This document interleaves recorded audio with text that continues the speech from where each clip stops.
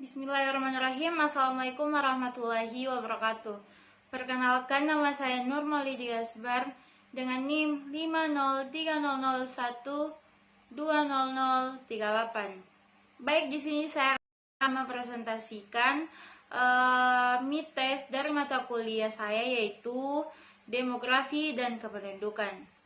Langsung saja, adapun di sini soalnya yang pertama itu ada 4 tahapan transisi penduduk, dan kita menguraikan 4 tahapan tersebut. Yang pertama yaitu 1. Pada tahapan ini masyarakat berada pada kondisi pra-industri yang menyebabkan kematian cukup tinggi. Maksudnya di sini faktor yang menyebabkan peningkatan kelahiran seperti belum tersedianya KB dan alat kontrasepsi. Sedangkan kematian meningkat akibat gagal panen, pendapatan rendah, dan wabah penyakit yang tidak terkontrol. Yang kedua yaitu tahap kedua, tingkat moralitas atau keamanan turun secara perlahan. Namun populasi tetap meningkat dikarenakan 2 faktor yang menyebabkan penurunan tingkat kematian, yaitu adanya perbaikan penyediaan makanan dari hasil pertanian serta perbaikan di bidang kesehatan. Tahap ketiga yaitu tingkat kematian mengalami penurunan dengan cepat dan diikuti oleh penurunan di tingkat kelahiran, tapi tidak secepat kematian.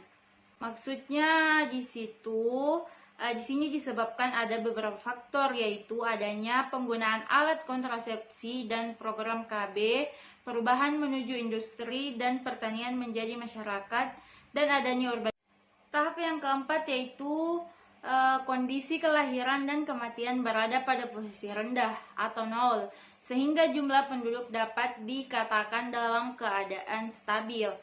Oke, selanjutnya pertanyaan yang kedua yaitu jelaskan beberapa indikator yang dapat digunakan dalam menganalisis kependudukan serta kemukakan 3 model piramida penduduk.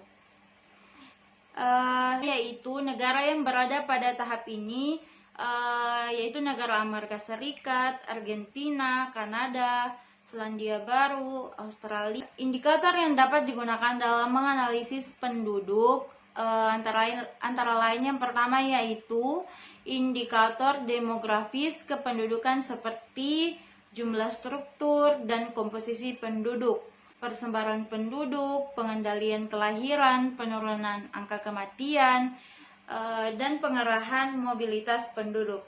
Indikator yang kedua yaitu indikator non-demografi yang berkaitan langsung dengan masalah kesejahteraan. Seperti contohnya yaitu persentase penduduk miskin, persentase keluarga prasejahtera, indeks pembangunan manusia atau HDI, indeks harapan hidup, indeks pendidikan, indeks daya beli, tingkat partisipasi angkatan kerja, tingkat pengangguran terbuka, dan setengah pengangguran. Selanjutnya yaitu adapun 3 model piramida kependudukan. Yang pertama, piramida penduduk muda atau ekspansif. Adapun ciri-cirinya yaitu 1. Sebagian besar berada pada kelompok penduduk muda. Yang kedua, kelompok usia tua jumlahnya sangat sedikit. Ketiga, tingkat kelahiran bayi sangat tinggi. Yang keempat yaitu pertumbuhan penduduk tinggi. Model yang kedua yaitu piramida penduduk stasioner atau granat. Ciri-cirinya yaitu 1. Penduduk pada tiap kelompok umur hampir sama. Yang kedua yaitu tingkat kelahiran rendah, dan yang ketiga yaitu tingkat kematian rendah. Selanjutnya yaitu model yang ketiga yaitu piramida penduduk tua atau konstruktif. Ciri-cirinya yaitu pertama, jumlah penduduk usia muda sangat sedikit. Yang kedua yaitu tingkat kelahiran lebih rendah dibanding dengan tingkat kematian. Yang ketiga yaitu pertumbuhan penduduk terus berkurang. Oke, pertanyaan selanjutnya yaitu nomor 3. Apa perbedaan mendasar ketiga sumber data demografi penduduk? Sebelum itu kita harus mengetahui perbedaannya, yaitu pertama cakupan penduduknya. Di sini saya lihat cakupan penduduknya sensus itu dia mencangkup seluruh penduduk, sedangkan survei itu hanya sebagian penduduk. Yang kedua yaitu perbedaannya yaitu waktu pelaksanaannya. Yang pertama ini di sini sensus biasanya dilakukan selama 10 tahun sekali, sedangkan survei itu biasanya dilakukan 5 tahun sekali, tergantung adanya biaya. Pertanyaannya selanjutnya yaitu nomor 4, teori fertilitas dapat ditinjau pendekatan sosial dan ekonomi.